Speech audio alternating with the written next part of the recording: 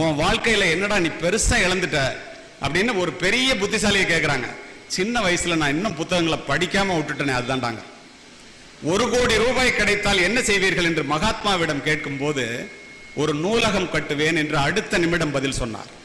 உலகத்திலேயே மிகப்பெரிய ஆயுதம் என்ன என்று மார்ட்டின் லூதர் கிங்கிடம் கேட்கும் போது புத்தகம் என்று ஒற்றை வார்த்தையிலே பதில் சொன்னான். பெற்றோர்கள் பிள்ளைகளுக்கு கொடுக்கக்கூடிய ஆக சிறந்த பரிசு என்ன என்றால் அது புத்தகம் என்று சொன்னார் சர்ச்சில். தனிமை சிறையிலே உங்களை போட்டால் என்ன செய்வீர்கள் என்று ஜவஹர்லால் நேருவிடம் கேட்கும் போது நிறைய புத்தகங்களை படித்துவிட்டு இன்னும் பெரிய அறிவாளியாக வெளியிலே வருவேன் என்றார். புத்தகங்களுடைய மகிமை அளவிட முடியாது. நீ நூலகத்திற்கு போ, நீ எவ்வளவு பெரிய முட்டாள் என்பதை அங்குள்ள புத்தகங்கள் சொல்லும். அணுகுண்டு கூட ஓசையுடன் ஒரு முறைதான் வெடிக்கும் நண்பர்களே.